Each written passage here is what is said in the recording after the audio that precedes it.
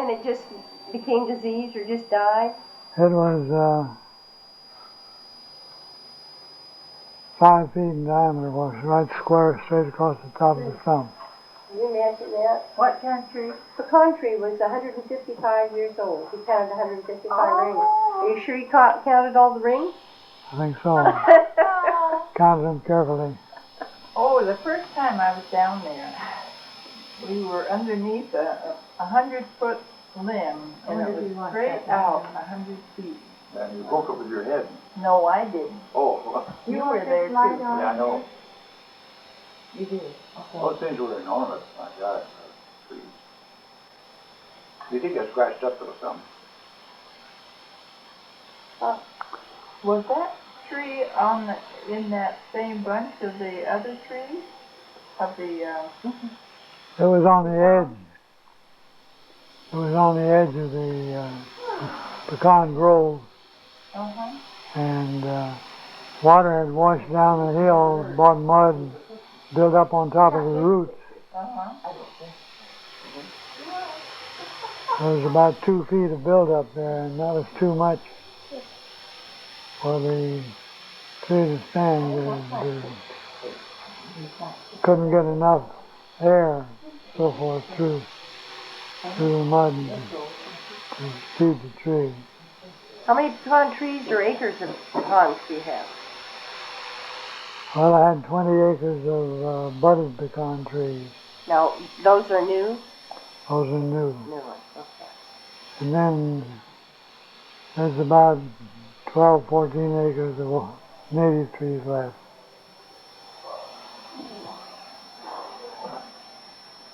Did you plant the native trees? No, No? no, I planted the budded trees. The budded trees, okay. why are they budded? They're budded so they'll produce a pecan of the kind you like. Oh, I see.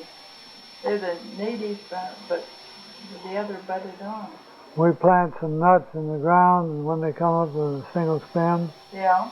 we bud a leaf on them from the tree of a variety we like. And that one little nut starts the whole work. For heaven's sake.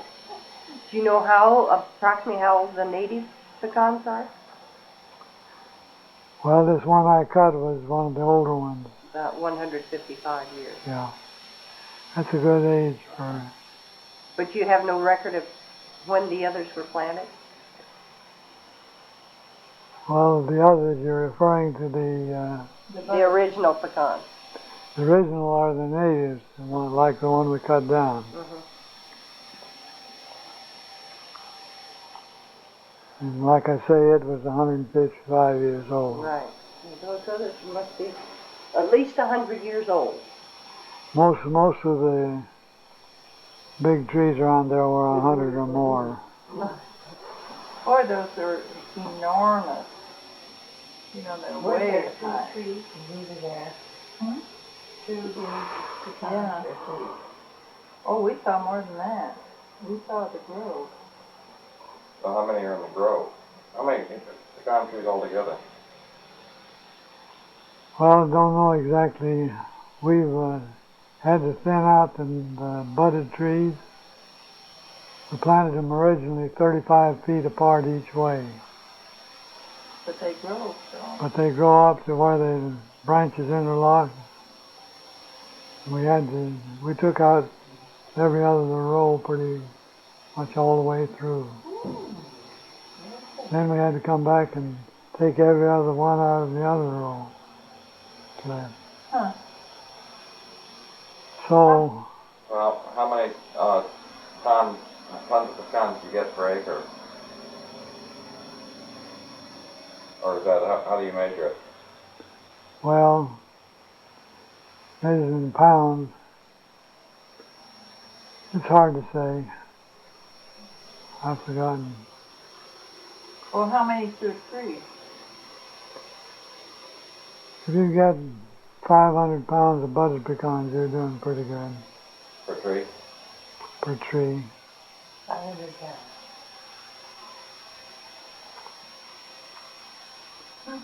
The reason I said two trees, you know, I have a snapshot that I took, and I have two trees.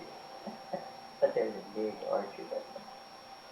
I remember when we were down there, that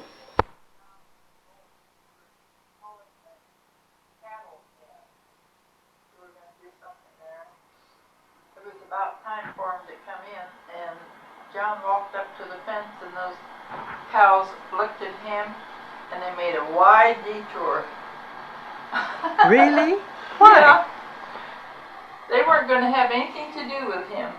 Why not? They were on the other side of the fence, but they they just made a wide Because he detour. was a Why don't you sit stranger? down and take a load I off your guess mind? so. Well, how about us? Weren't we, No, Harold, that's what do when you do John with and I when were you down cut there. down a pecan tree? What do you do with the wood? Well, there's a good market for the wood. So the gravel companies are taking out some fallen trees. I don't know what they bring, but I'd guess that they'd bring around from $500 to $1,000 Each tree? for a big tree, yeah. 3 feet and more in diameter.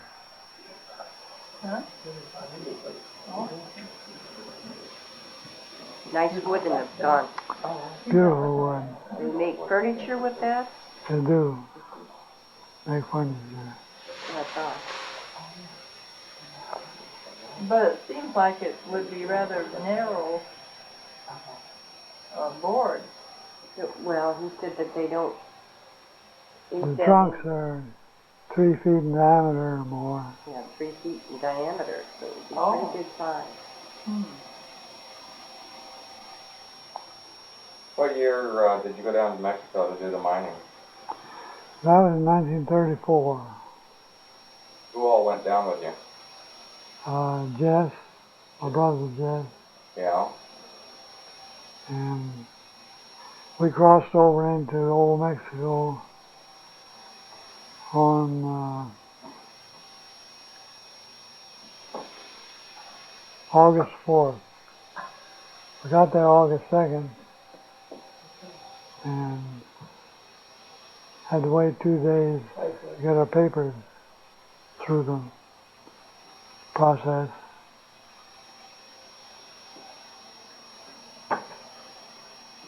Who else went with you? That was it. Just you and Jess? Went down to southern Sonora, Sonora? yeah, to Wyman. Stayed there a few days and then we went up the railroad into the High Sierras. The railroad was made, the locomotive was made from an old T-model Ford. That was the locomotive. How'd you find the mine? Well,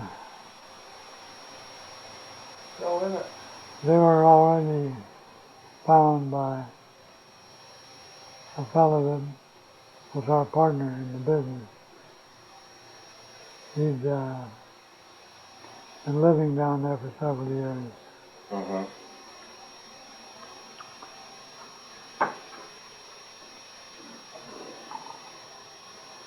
Was he there when you got there? I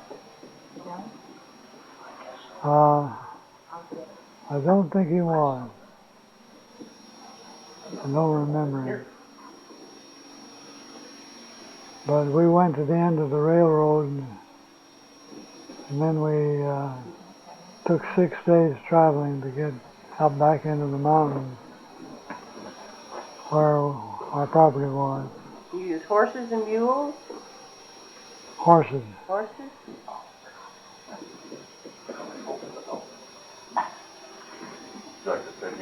No, He looks like a cripple.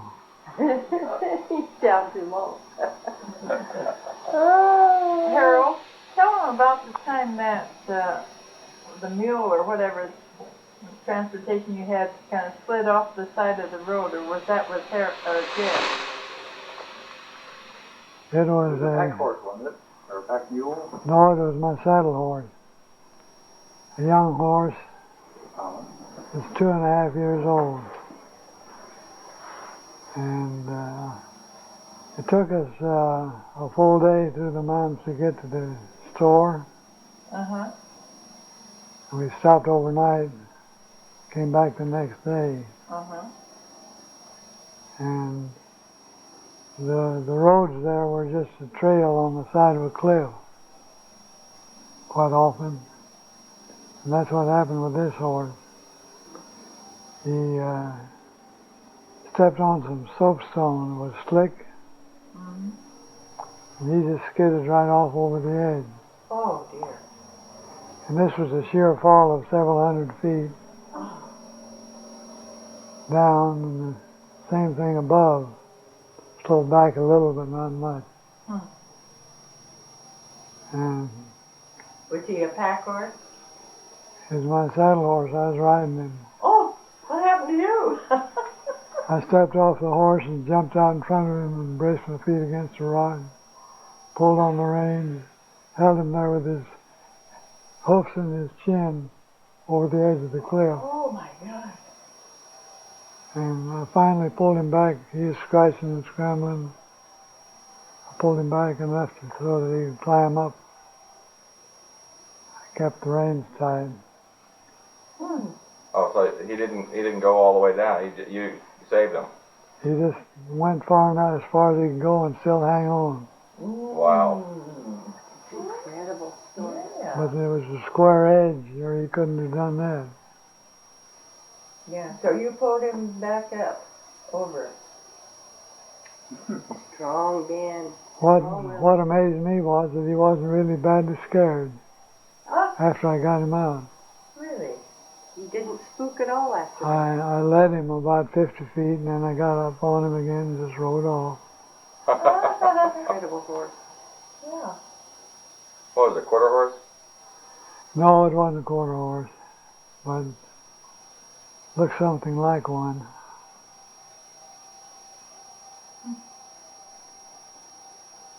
We had 7 animals of our own. Oh, you had 7? We used them going across the mountains.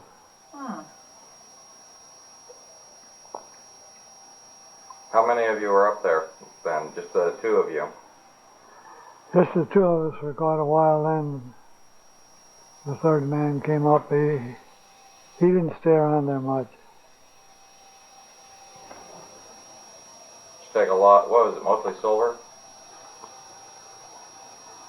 No, it was gold we were interested in. That's what it was. We got out of it. But we were interested in developing the mining capacity of the property. And we went off up into the United States, over to Tombstone. Tombstone, we bought a second-hand mill. It had been used there during the gold rush. And we took it apart and packed it on pack animals, carried it up back into the mountains. How many tons could you process a day? We never did get it operating. Oh, you never got it operating? The government of Mexico was taken over by Chief of Staff, with General Obregon. General who? Obregon. Obregon. And his headquarters were as close to us as Guaymas. Yeah. So he took over the mine? But Diaz, who was president of Mexico at that time, D-I-A-S, and he took a summer vacation up to San Francisco, and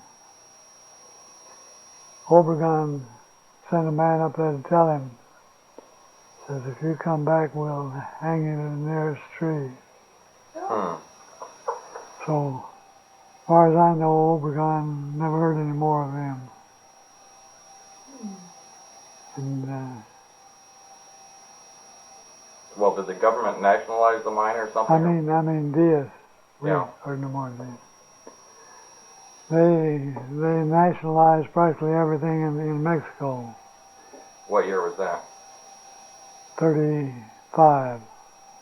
So you had about a year of working in there? I was there 9 months. How much gold did you get out? Well, like I say, we weren't mining, we were building a mill most of the time. Just what we find around. Very little. Very little?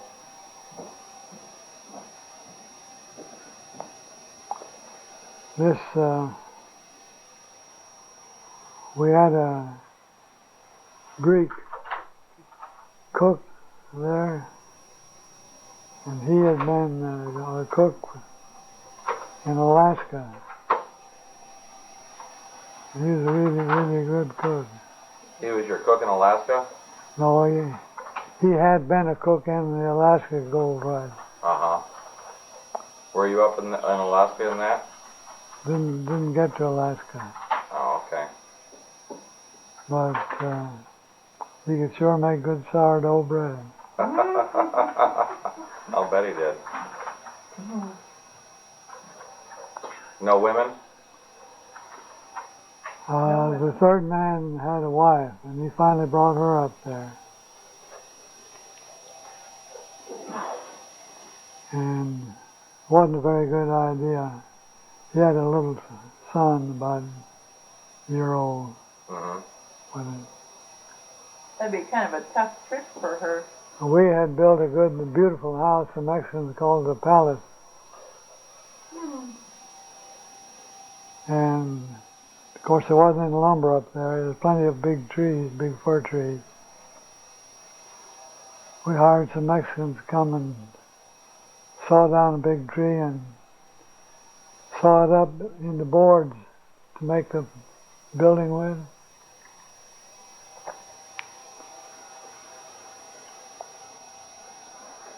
What happened to it? I never heard that you had that. One of them, well, they sawed off one side and then they rolled it over on the flat side and marked it into 1-inch strips. Well, it was actually about 1 1/4 inches. And one man stand on top and one underneath that thing. They had it sticking out from the side of the hill. And they pulled that saw up and down and saw that tree and the board. And we finished the operation by building a house out of the board. The roof was split shingles. We made plenty of them.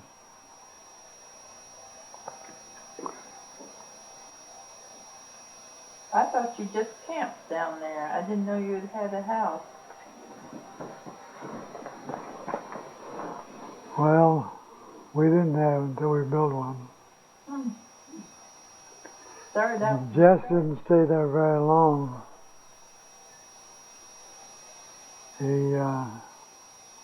He was still working in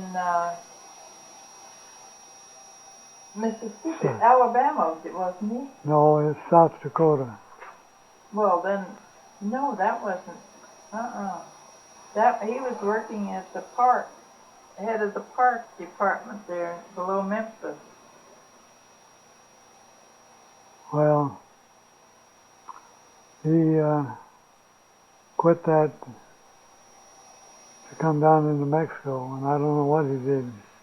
Came back and got another job. Yeah. But I came out in late May, 35. Came back to Texas, I saw you both there. and the big flood, the biggest flood, came in I believe it was June, late June, 35. The water got so high it was 5 foot deep across the highway. Right in the city of Austin. Oh, for God's sake. Oh, Did you have your ranch then? No, I didn't. When did you purchase your ranch? In 38. you said 35. Yeah, I came through there in 35. It was a year after I had come to the San Francisco, and I came through Austin, and then I met Jess in Jackson, and I stayed there overnight, I remember. And then we had to go up to, we drove up to Memphis, and he left his car up there. That car belonged to me. No, this one was the, I bought it State. for him. this belonged to the state. He was with the Park Service, and he had that Park Service car, and he had to leave it up there. And then we got on the bus, I think, and went down to his home, Birmingham, yeah. Tupelo. Yeah. And then we took the train and went on down to New Orleans.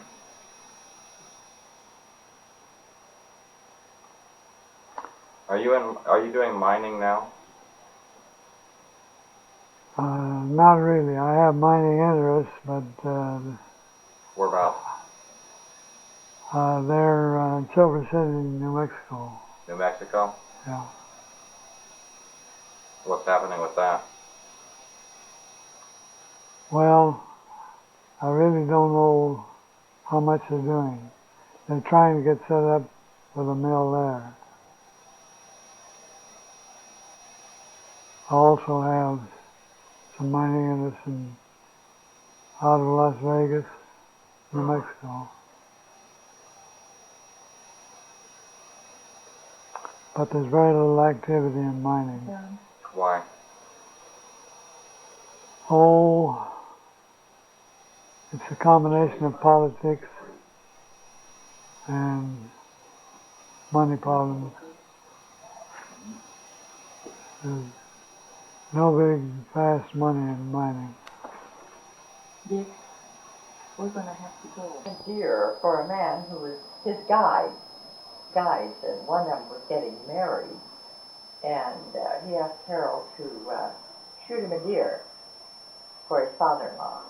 Oh yeah? Tradition. So you shot a deer? Yeah. You know what deer? The last day in the evening, before we came out of the mountains, the Sierras, Yeah. he kept begging me to shoot him a deer, and I said, well, I've never shot one with a 22. That was all he had, yeah. Uh-huh. And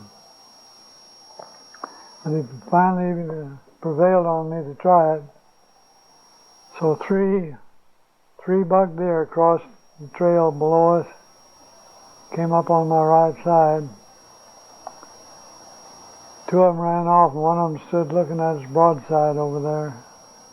It was 152 steps away. Uh-huh. And I drew a bead on his head. And when I got my bead on his head, I flipped the rifle muzzle up in the air, pulled the trigger, and the deer collapsed like a stone. And the bullet had hit him right under the chin, right in the center of his vertebrae. Oh. Turned out to be a perfect shot. That's the only time I ever fired a 22 at a deer. Well, you've shot a lot of deer before. It was deer rifle. That was 100% shooting. Deer rifle was what we shot with. 30-30 or bigger. Yeah. Why did you flip the muzzle of the gun up. to get to shoot farther. Oh. And then carry off farther with the other way. So he was a good ways away. It was 152 steps. That's about 400 yards. No, it's about 140 yards. 140 yards. Okay. Oh, that's right. It's steps a yard. 450 feet. Oh. Yeah. That's pretty good. For that 22 rifle, it was extremely good. Yeah. In fact, it was perfect. Little Kentucky windage there, huh? I would say that I flipped the gun up 2 feet at the point of entering the deer, because it would fall that much at that distance. Yeah. It went over like that. Oh, yeah. I shot lots of deer with a 30-06 or a 270, Right. and a few with 30-30, but never one with a 22,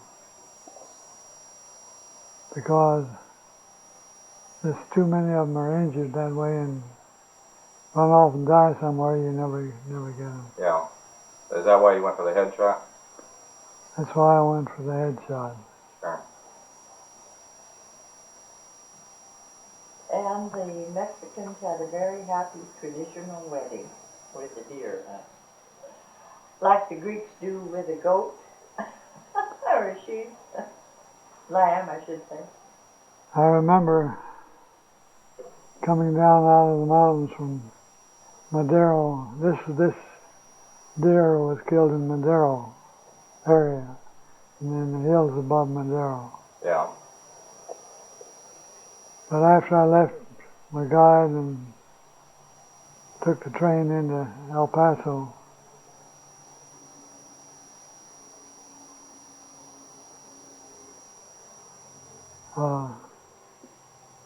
when the train ran into a cow,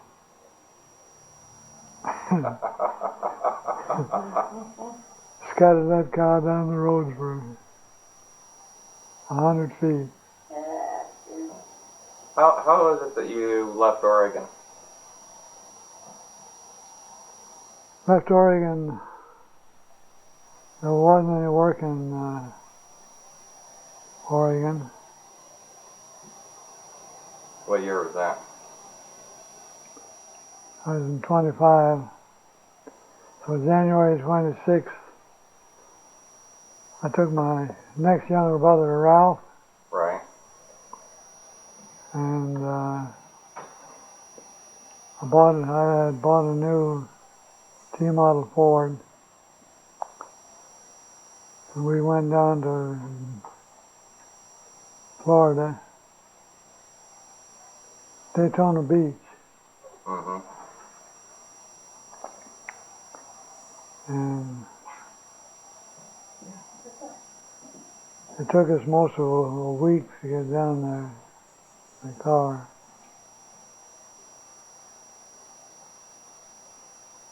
Was there any work there either? There was work there. My brother Jess was down there, and he had written us that there was work. We got approaching Daytona Beach. We came up on a wooden bridge in the highway, a narrow wooden bridge. The guy there pulled a rope and raised a 2x4, let you drive across the river for 2 bits.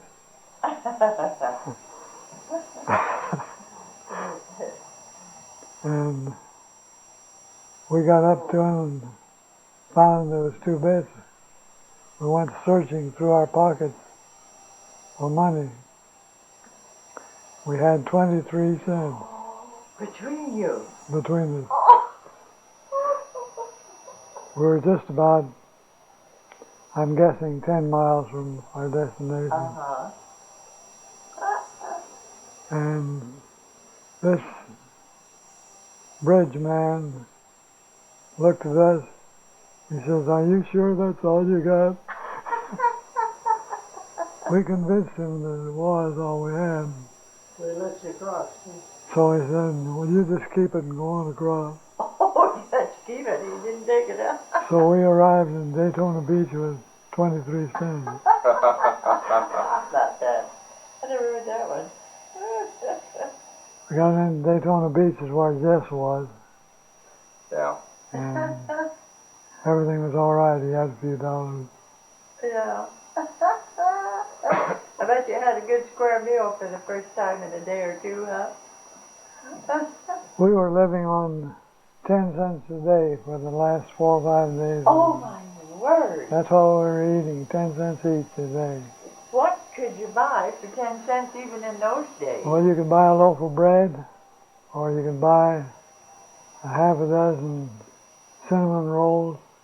And those two things were what we bought. And drank water, which was free. We could split a loaf of bread and split a half a dozen cinnamon rolls. Oh my God.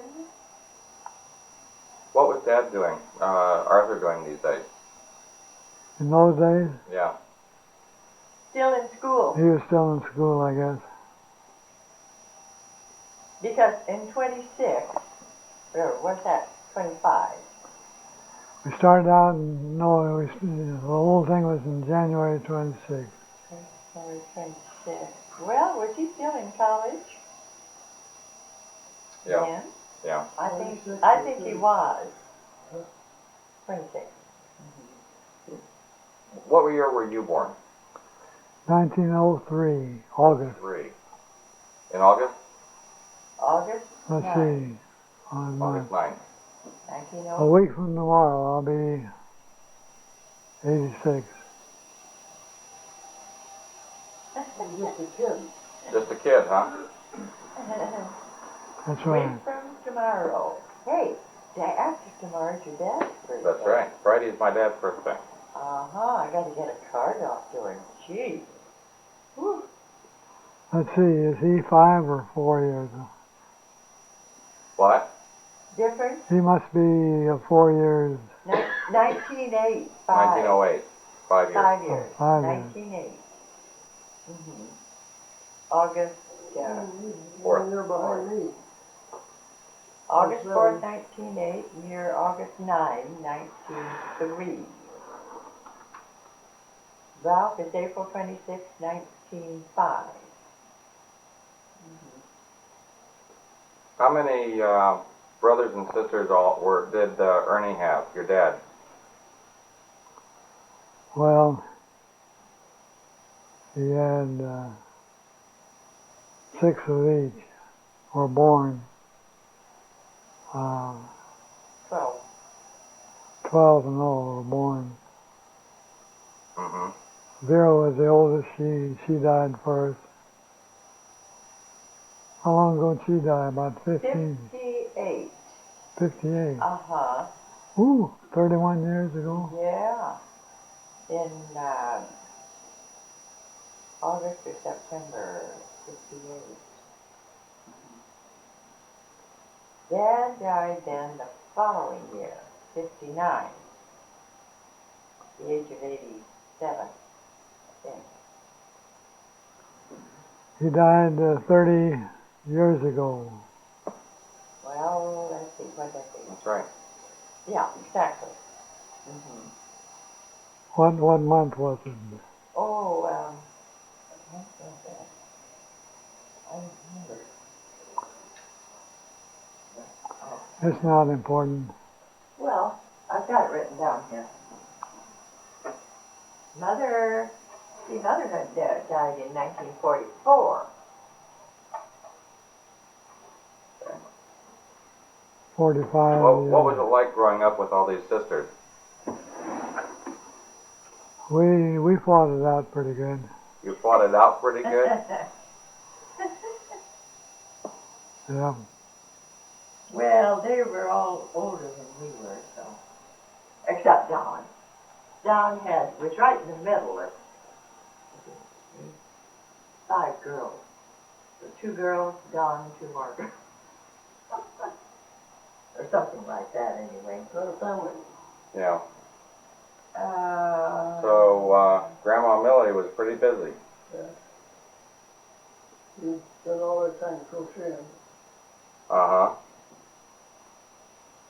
oh, Now, I didn't write. Where was the house with the big tree? That was in Stanley? House was what? The big oak tree. Oh, yeah, Stanley. Stanley Station. Yeah, you climbed up to the top of that tree and took pictures. Yeah, I have the pictures. Do you have them? I was wondering, I haven't seen them. I don't think you got a picture of me standing on top of that tree. No, I have the picture you took of the house from the tree. My feet, the highest leaf on that tree didn't come over 18 inches above my feet when I was standing on the top. Uh-huh. How'd you keep your balance? Perfect balance. No wind blowing. No wind blowing, okay. How old were you then? Oh, I was about 15 or 16. Where'd you go to school?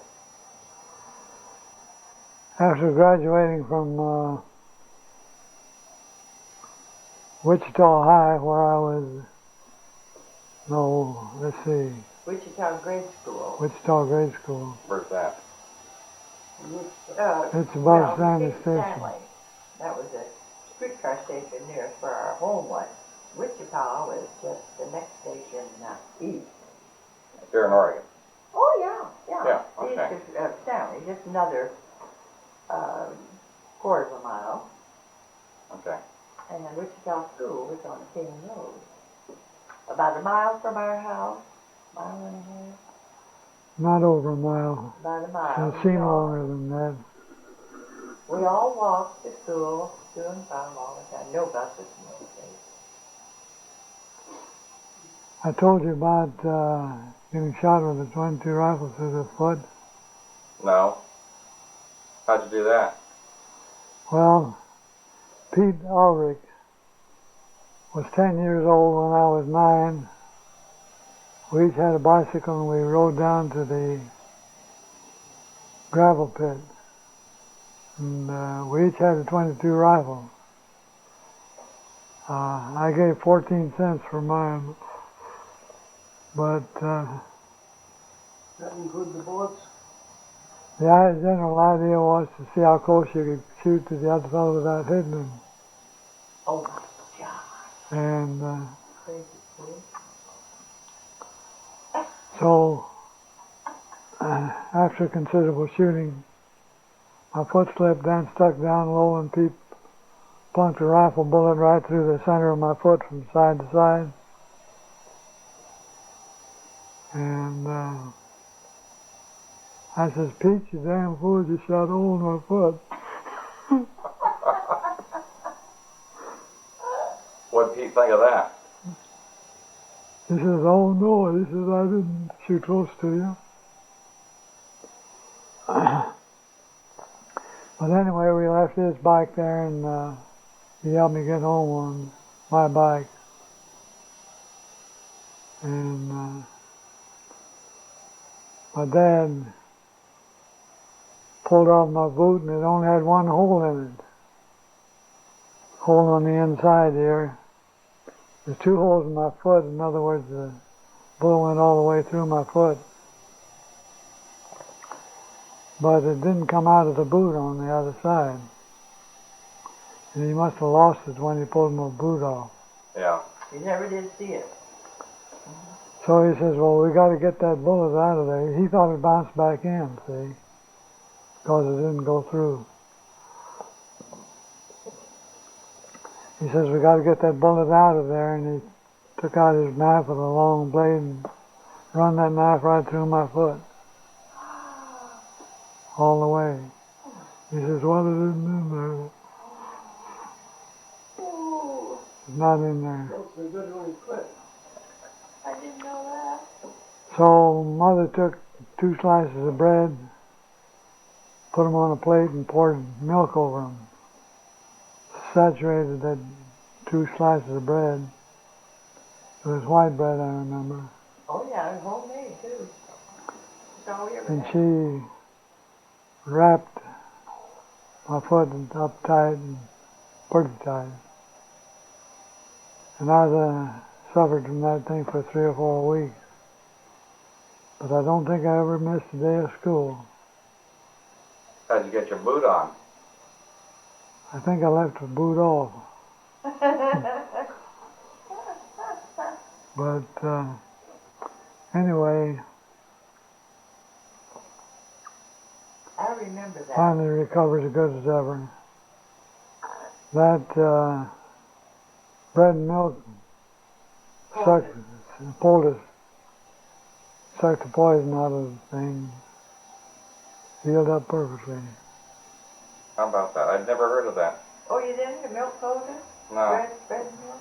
no. Yeah. So when did you finish school? I was a valedictorian in my class in the 8th grade. And I went the first year to freshman course in Milwaukee High School. Uh-huh. Then I took my brother Jess, oldest brother, had graduated from Benson Polytechnic. Uh-huh. And he talked me into going there. So I went 3.5 years to Benson Polytechnic. And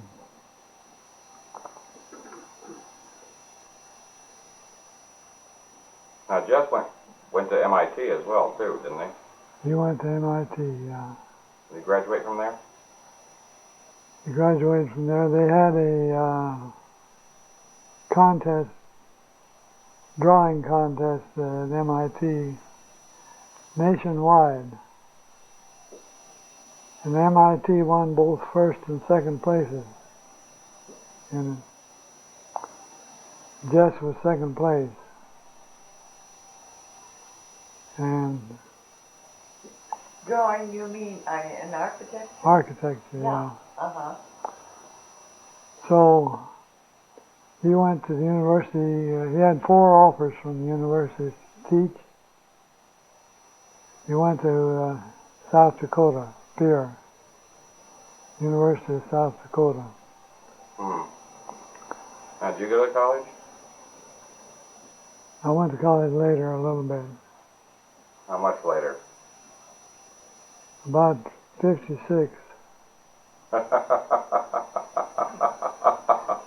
Where, in Austin? In Austin, University of Texas. Uh-huh. You graduate valedictorian? No, I was a building contractor at the time, and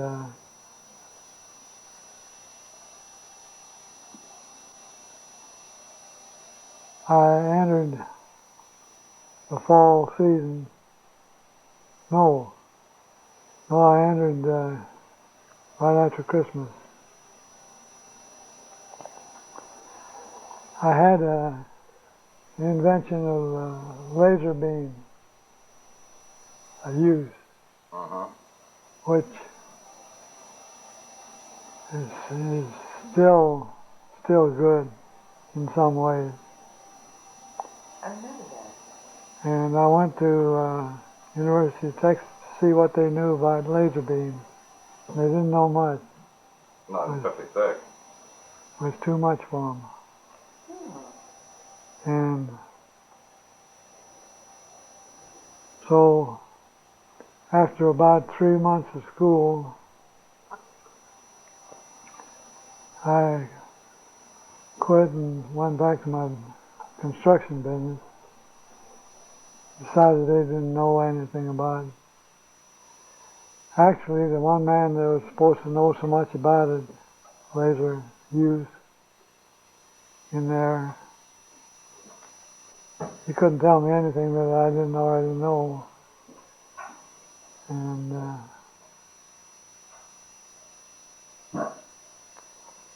so I just withdrew and went ahead with my business.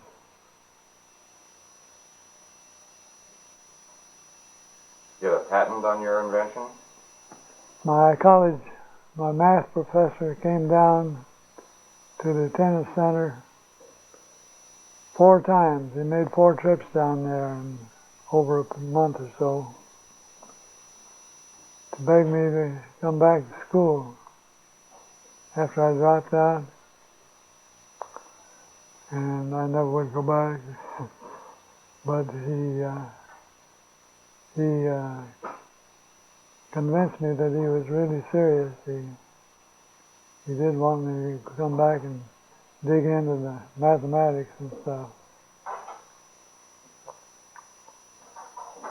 But he finally, after 4 trips, he gave up and didn't come anymore.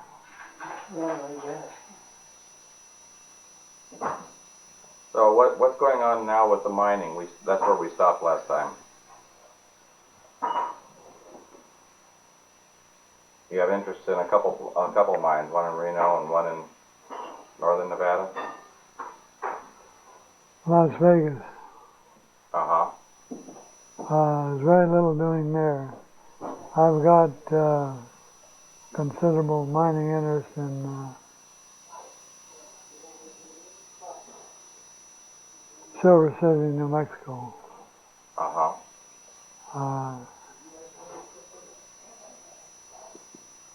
My partner's got, he's president of the company. He owns a deposit of slag in the city limits of Silver City. Uh-huh. That this is slag from gold mining days. Right.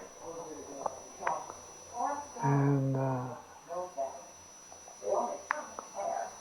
we own it, but to develop a method of mining it Right. is a big problem. We can do it, but we run into problems all the time. Like what? Like how to economically get the precious metals out of the slag. It looks like pure metal in the slag deposit there. Right. But to get platinum and gold and silver and copper, those 4 things are strong in there. The whole pile tests out about, I think it's 37% copper. But to process the stuff is the problem.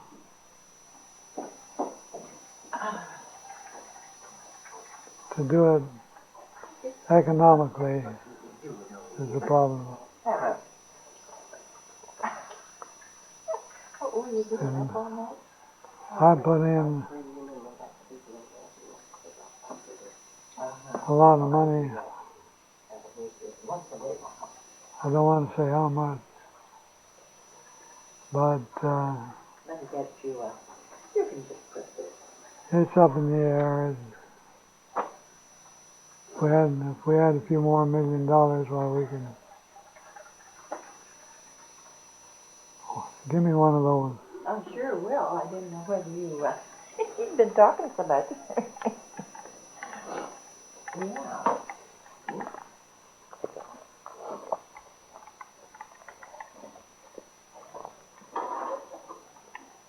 Get him a coaster. Yeah. Coaster. Yeah. If you want to take one there? I'll take it. Okay, there you go.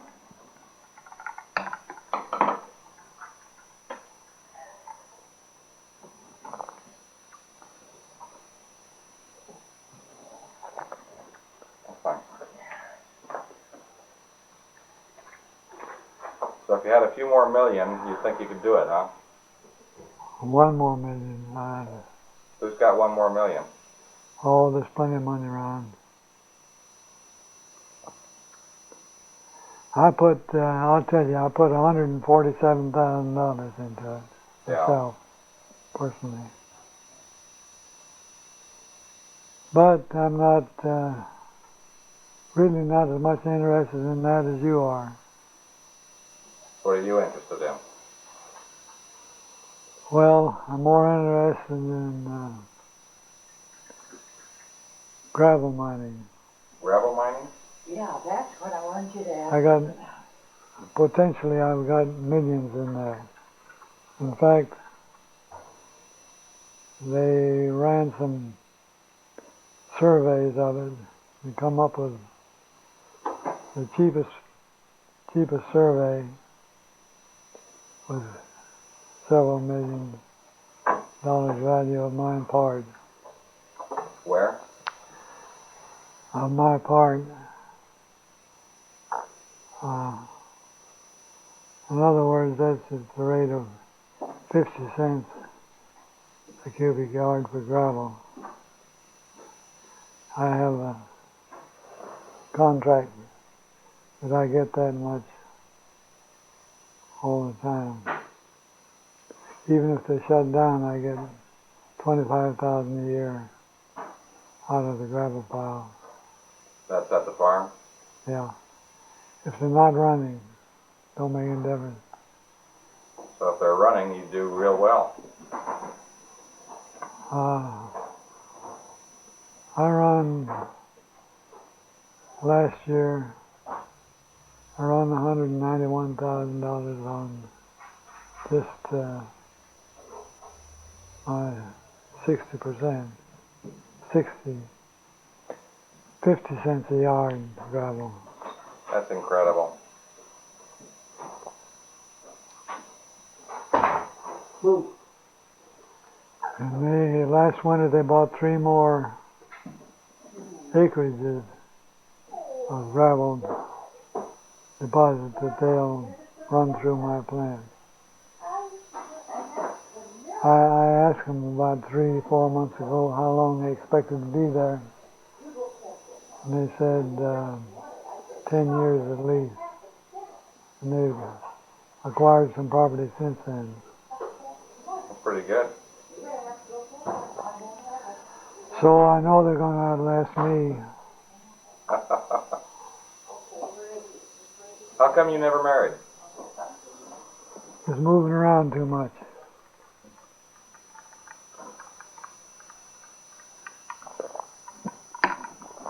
Decided none of those women could put up with you?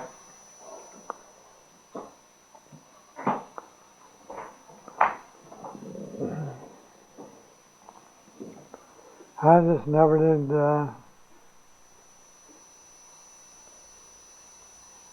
get involved that much.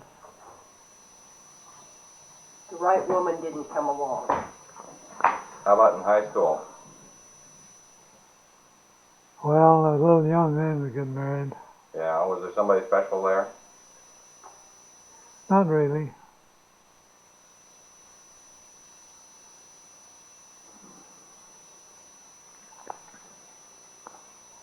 One or two of the neighboring girls looked pretty good, and I never took them too serious.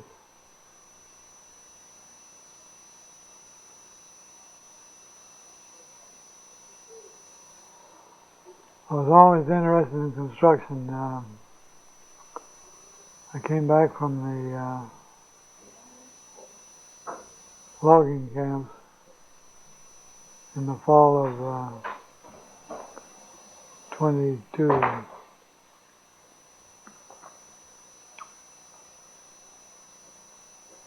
And in 24, I believe it was, I started. I bought land. I wasn't old enough to buy it in my name. I had to get my old man's name on it. Uh-huh. But I bought land and built a house and sold it before I was of age. Where was that? In Portland. In Portland. Then when I went to Florida, 26, I was 22 years old.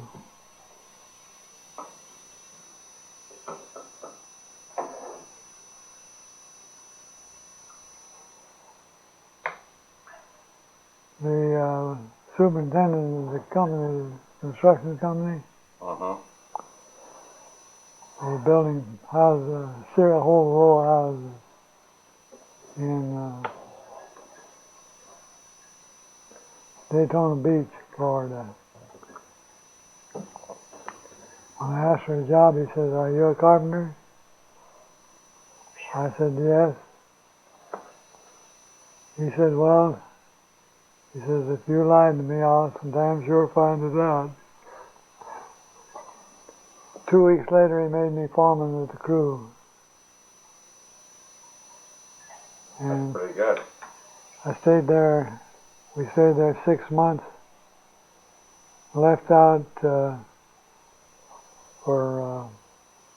they finished up the contract there. Ralph and I left out for Washington, D.C. and stayed there about 2 months. Went on up to Plainfield, New Jersey, which is just on the west end of the Lincoln Tunnel. Right. And I stayed there till about the 1st of December. And they finished up. You see, this was 26. It's already slowing down for the big depression. So I said, well, I'm going back to Florida where at least it'll be comfortable. I can't get a job. Yeah. In South Carolina, I picked up a couple of Indians, full-blood Blackfoot Indians.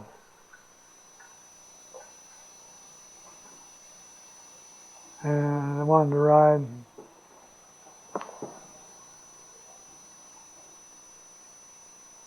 And What year was that? 26, November and December 26. They talked me into going to Texas instead. They said we were down there and they threw us in jail. Oh, the Indians. Yeah. So us 3 Indians took out for Texas, and I arrived in Cleveland, Texas. You don't know where that is. Well, that's southeastern corner of Texas, north of Beaumont. Okay. I've seen it on the And these 2 Indians were trained ropers from I had on the tip of my tongue a minute ago, big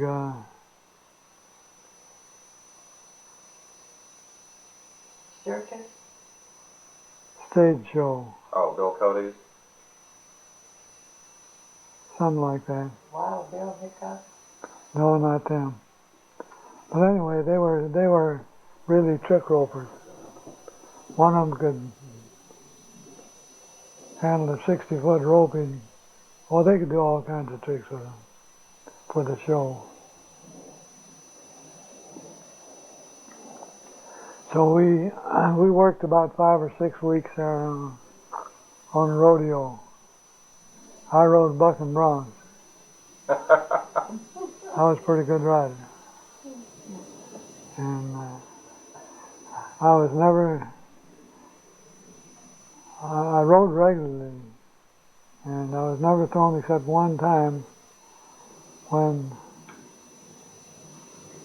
they had a special horse there, and I had promised not to grab the horn.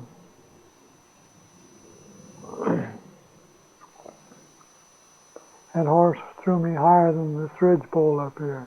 Oh, wow. Oh, wow. I could have hung on to it if I'd grabbed the horn, but I never did. I sailed up in the air and come down right in front of him, standing up over me like this. I really did scratch the mud It was muddy, so it made me a soft landing spot. Oh my gosh, what'd the horse do? Didn't do anything. Didn't hurt you. Didn't hurt me. Just I was crawling mud when I hit the Get ground. out of there. Well, the next night, they had a bunch of betters betting on who, if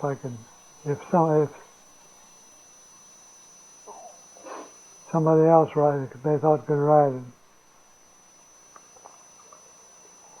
And they cinches, they have a strap that they put behind the saddle with tacks through it. And a double-plated leather strap so that the leather would push the head of the tack into the animal's hide. Oh. And they had a belt that they put around that animal right behind the saddle and jerked it up tight and jerked it hard as they could, you know. Although that horse wouldn't move. When they put a rider on it, it never took a step. But they were going to get all the juice they could out of that horse, I guess.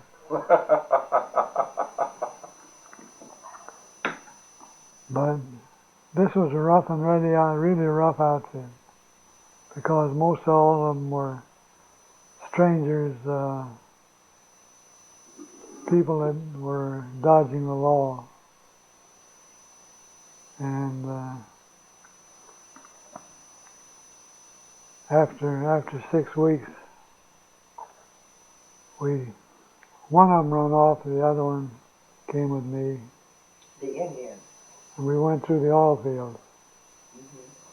Actually, we went through Houston and down to South Texas first.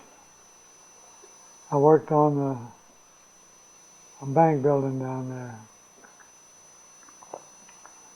But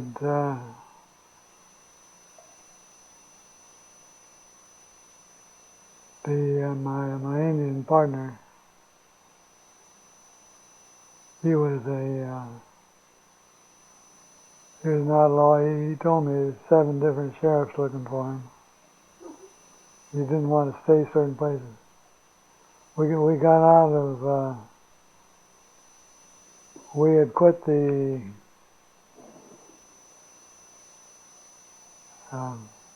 rodeo. Went over to the Trinity River oil fields. Worked there about a week. We were in the Trinity field when he went out Saturday night and killed a man. Blackie Lamont was the man that killed the other one. He was my buddy. And they were fighting over some Cajun women Saturday night. They got into an argument, a few drinks. They killed him with a knife. Your Indian partner? Uh-oh. And he came back in about 2 o'clock in the morning. Says, we got to get out of here right now.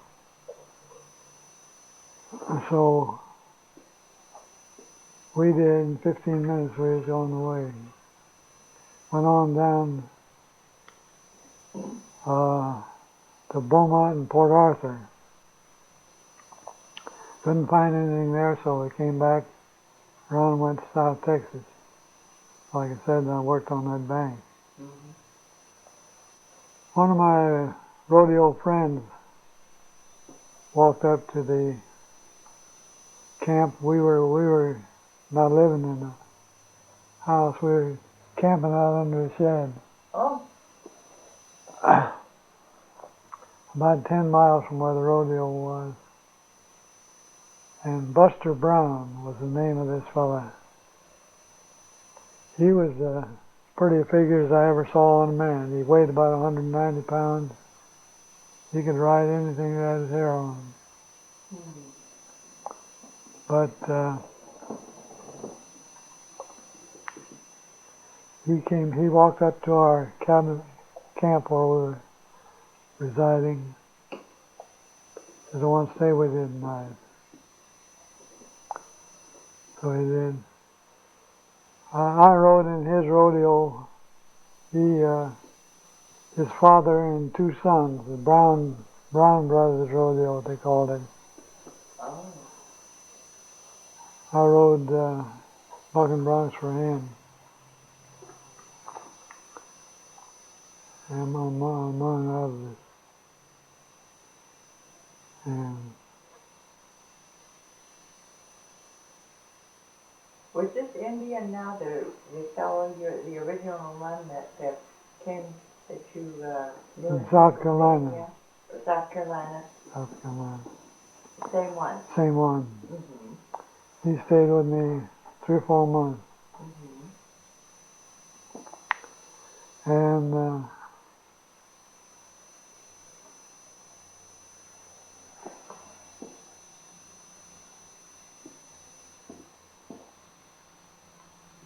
Now you were in Beaumont there. Where'd you go from there? we turned around and came back through Trinity in the night. Went on down to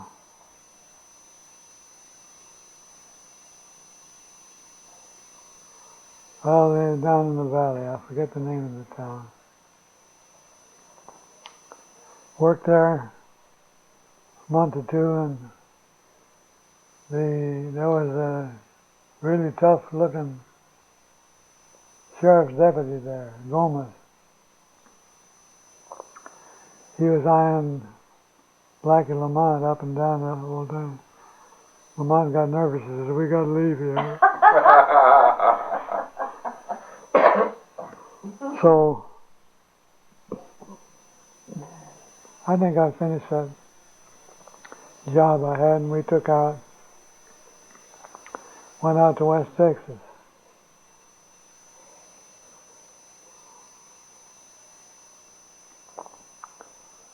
And went I had a Reagan County Courthouse. I worked on it for 2 or 3 weeks.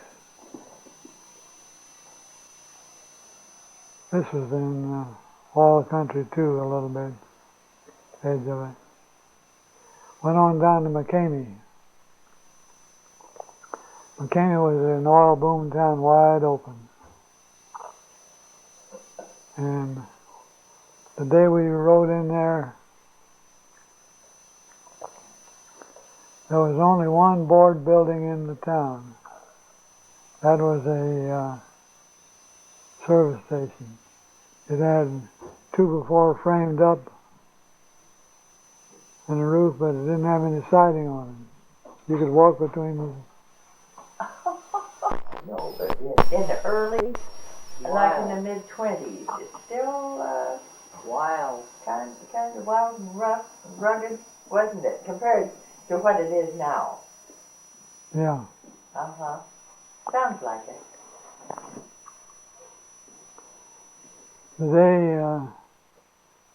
I think it was 2 days before we went into McCamey, where this service station was. Uh-huh. We stopped in the evening in a little meadow beside the road, West Texas. No fences around anywhere. Just drove off in the mesquite, found a little meadow with a little green grass in it. Mm-hmm. Set up camp. And it was just before sundown. And walked over to we had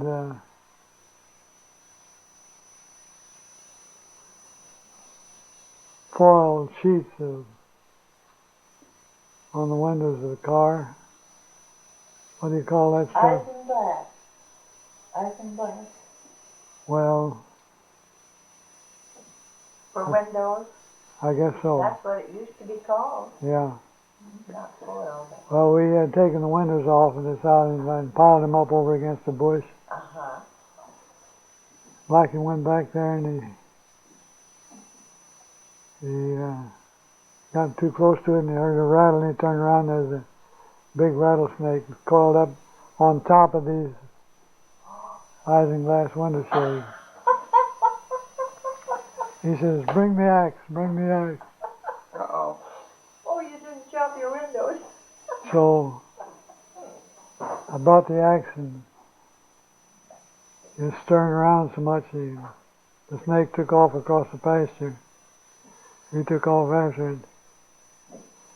And he took a wild swing and he cut that snake completely in two, and it was about 4.5 feet long. Wow. A big rattlesnake. That was dinner, right? Pardon? That was dinner.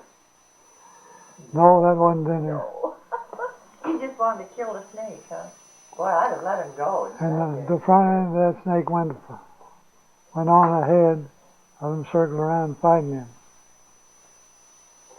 The back end stopped, laid there, and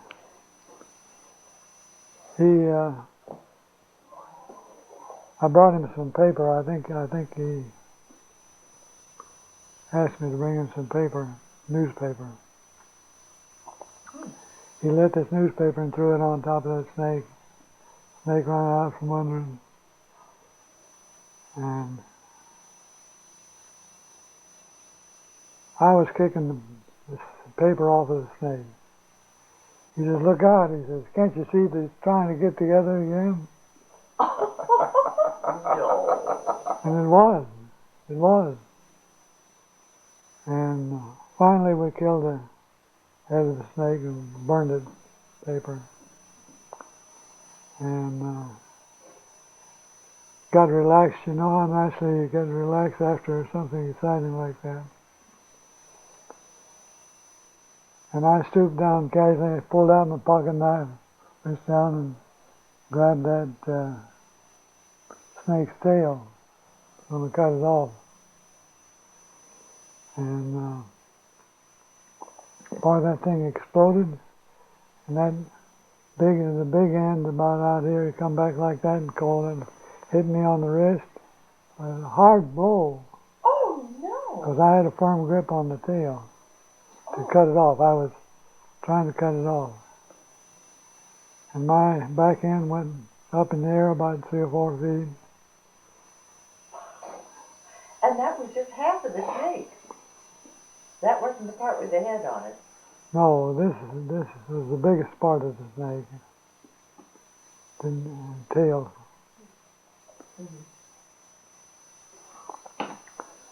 So we went on down to McCamey and went to work for the Gulf Refining Company, building a field house living quarters. And there were 10 houses, separate buildings there, all in a row, lined out across the prairie. And they were just stuck up there. 2x4s was all they were when we got there.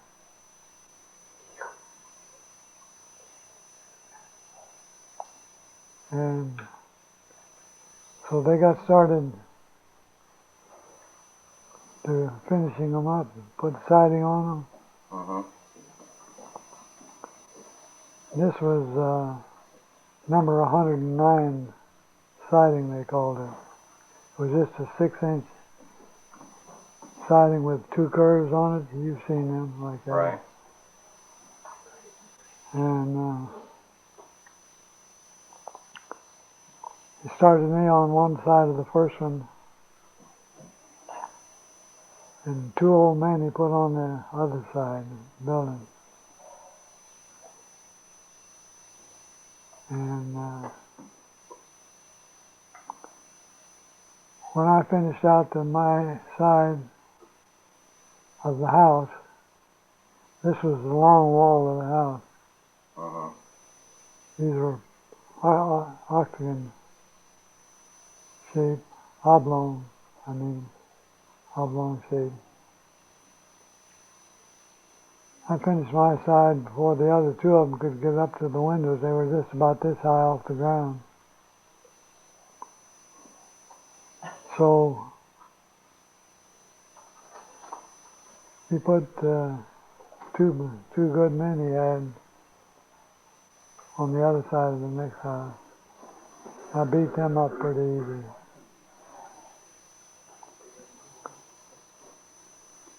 And So this must be about the middle of 1927? it was probably May, late April, early May, Of 27 or 28? 27. 27. 27 was my year in the oil field. In the oil field. And so we had two fellas that were experts from Chico, California. Right. One of them was what do you call it? PhD. PhD. They were carpenters. They were trained carpenters. Good young men that could really work. Oh, okay. He put them opposite me on the next house, and I beat them easily up to the top. So he says, "Well, I know who you can't beat." He says, "I know a fellow up in Lubbock, Texas.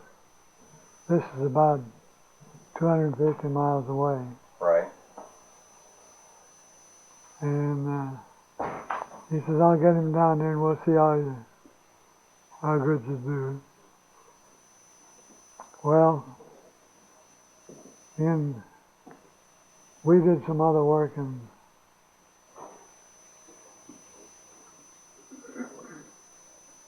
in about a week, this guy got down there, less than a week. And he started us out even, and I beat him about 15%. And he says, "Well," he says, "I just can't find anybody to work with you." He says, "You'll have to do all the rest of it by yourself." That's funny. But this fellow was a famous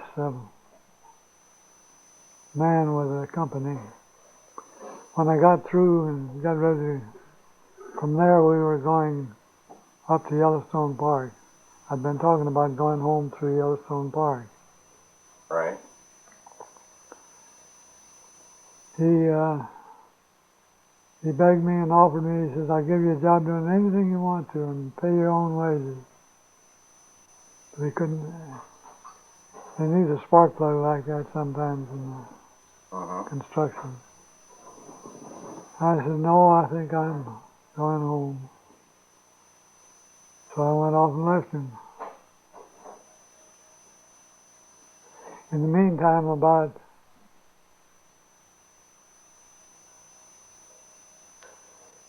see. From there, I went to the Pecos Valley Power and Light Plant. The what? Pecos Valley Power and Light Plant. Where's that? Well, this was near the town of Pecos, the little town of Gervin, on the Pecos River. Okay. Well, did you go home first? No, I didn't. I'm just pushing this all around, mixed up. But after the Gulf job, we went to the Pecos Valley Power and Light Plant first, and worked there a month or so. And this was a big job. Been going on for quite a while before I got there. And one day I was walking down across the job, came up on 5 men who had a huge form that they were trying to prize into position,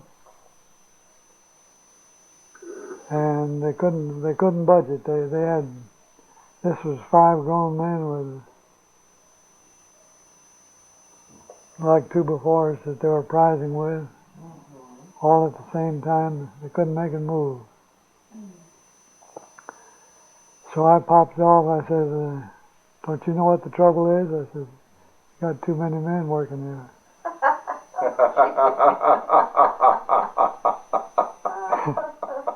I So they said, took you up on it, huh? I said, well, maybe you could move in. And I said, yes, I think I could. So I settled down there. They were standing scattered around. One of them was standing about 5 feet from the wall.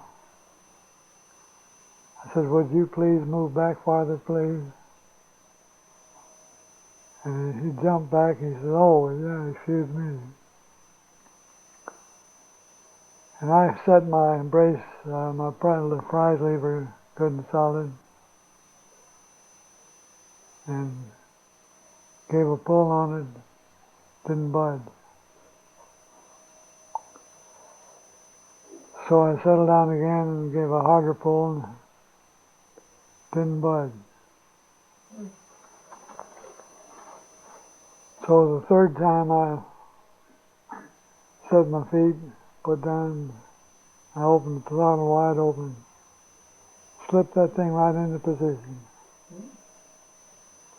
Well, I didn't know the superintendent at all, but a day or two later, he sent for me. We talked a little bit. He said, I want you to do some work for me. He says, we're building a bunch of substations around the country, and I want you to take charge of them. I think they had 5. So I took over that job, but he never did tell me what to do. He just wanted to put me to work, that's all. And I had my Indian partner had finally taken off about a week or 2 or 3 before. I never did know exactly. He wouldn't tell me where he was going because he didn't want anybody to know. Because the law was after him. Because he said 7 sheriffs after me. 7 different sheriffs. He was a good hider. Oh, it's a big open country. Did you meet up with him again? Never saw him again. Oh. Mm-hmm.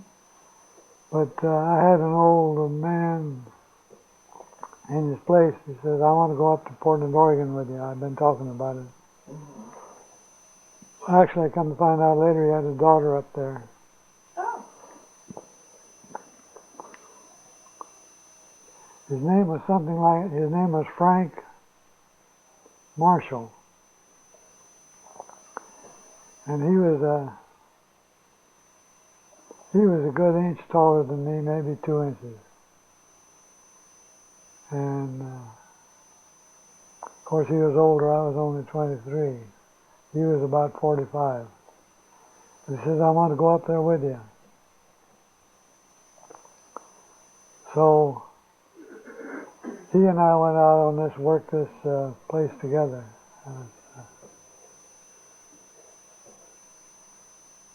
And we didn't especially like it because we didn't have any good instruction. I could have stayed with that fellow and went back to St. Louis. He was from St. Louis. He would have given me a job doing anything I wanted to do. But,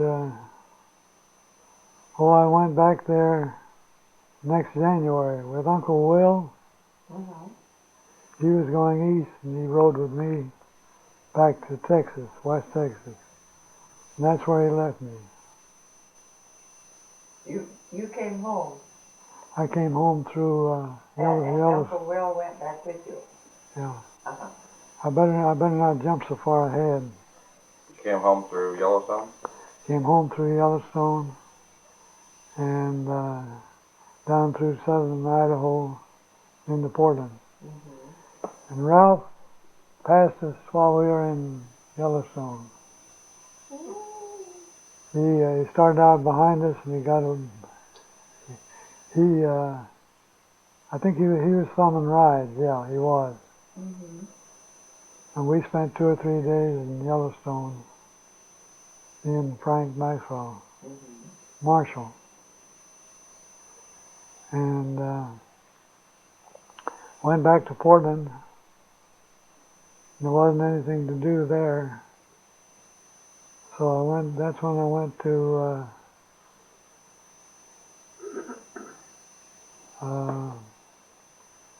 southeastern Oregon, was that Marshall Falls, Crater Lake. What was the name of that? Klamath Falls. Yeah, Klamath Falls. Klamath Falls. I went to Klamath Falls and worked till late November. Frank and I I took him down there. We built a huge pole barn down there. We built the whole thing from scratch. For somebody. For a huge land and cattle company. They were using it in their beef business somewhere or other. They were land and cattle company, and they'd put cattle on their properties that they'd buy. Yeah. And that had a hydrant of water out there that ran continually, and it was so cold that the beads would form on that ice, all the ice. I say ice, just cold water, and it's cold to your hand to touch it. And when that was over, Frank came, when he left there, that's the last I saw him. I went goose hunting there. Aunt Mabel lived there then, didn't she? And Uncle John. Yeah, and Uncle I John. worked with him in the tire station. Yeah. Tell me though, where was Ralph all the time you were in Texas? In Florida yet? No, Because he didn't go to Texas with you, did he? yes. Yeah. He went up to the East Coast with me. We lived in Daytona Beach. There was an abandoned row of houses there. Been a motel, I think. And no windows or doors in them.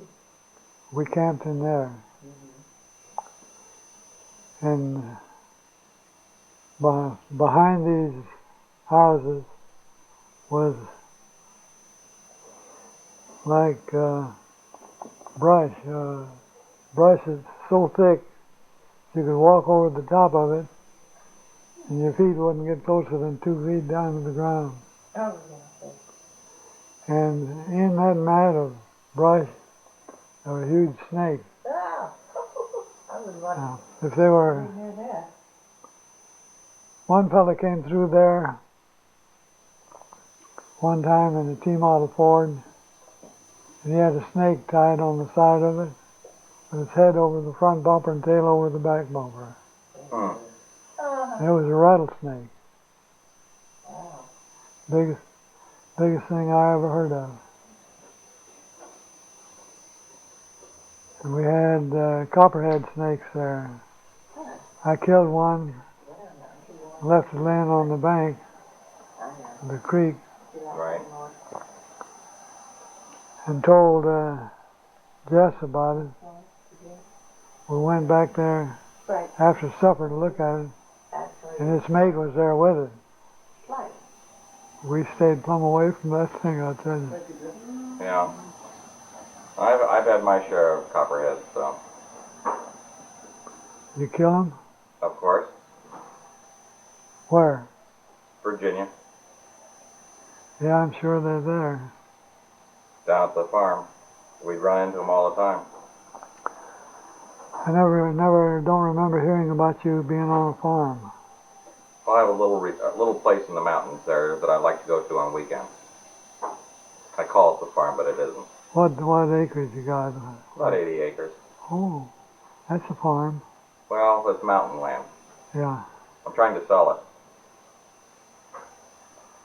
Well, there'll come a time when land's selling real high and you can sell it for a good profit. That's what you're doing, isn't it? Just waiting for a nice profit on it? Well, we'll see what we can get for it. How long have you had it? 74. 15 years.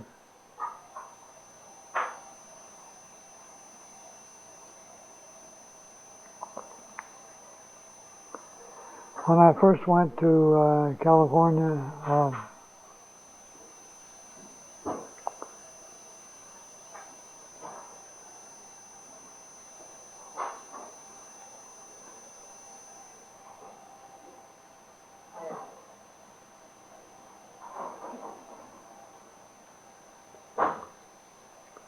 was going to tell you about those 5 men that were trying to shift that big farm.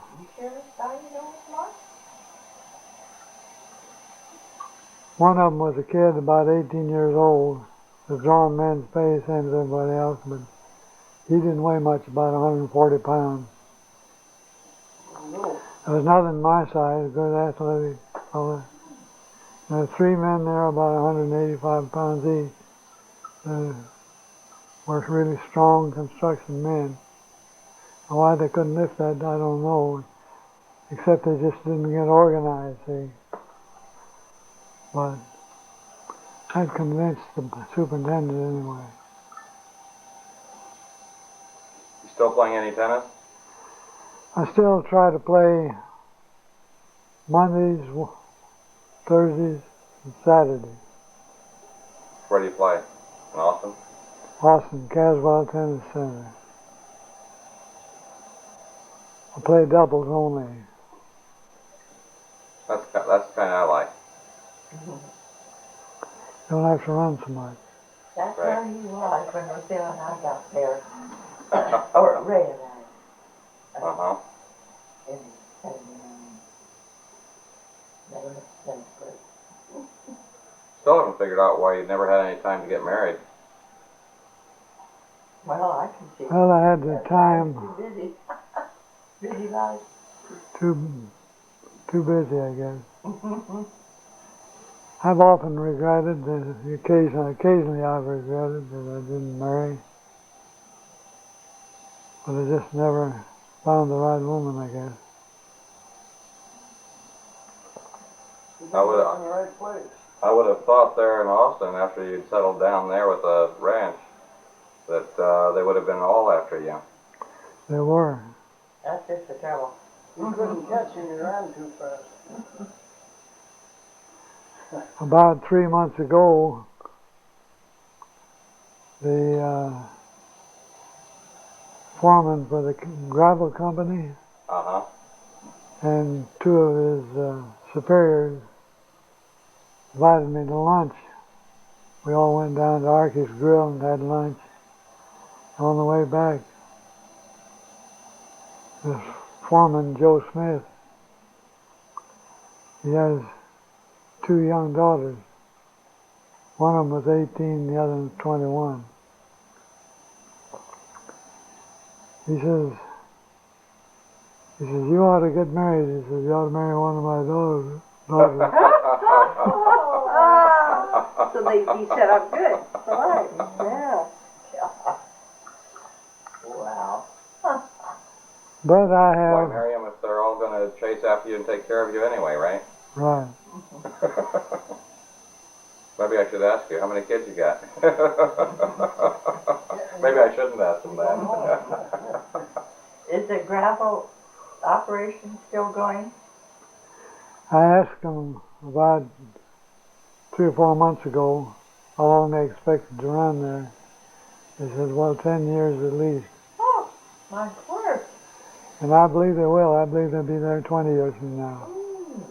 Because the gravel's there, and Hope you're there too. they're in on the ground floor.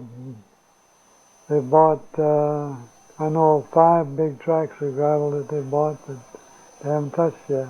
Huh. That's great. And they're still buying it up when they can.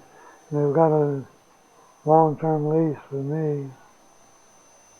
Are the trucks still rolling out through there? Really rolling. Uh-huh. They were doing that 10 years ago when I was down there. Wow. Or let's see. Then when you and I were there just 4 or 5 years ago. Too. So it's quite an operation. This river, Colorado River runs right through your place. Well, most of the farms are down there. We're about 150 acres. I'm going to take this tape home with me and show it to Mary Lee. You know, Helen's daughter. She came down and visited you, I think, didn't she? A couple Let's times. see. Where are you going to take it? She's in Virginia. She's in Washington D.C. Yeah. She wanted to come out but couldn't. So she said to send everybody her best regards. Well, you take her ours when you go back. Tell her we're sorry she couldn't make it. It's been a long time since we've seen her. So he's going to take this tape back and show Marilyn. What do you want to tell Mary Lee? I want to tell her I wish her well. Good. What else? Like to see her again sometime. Sounds great. Thank you a lot. You're welcome.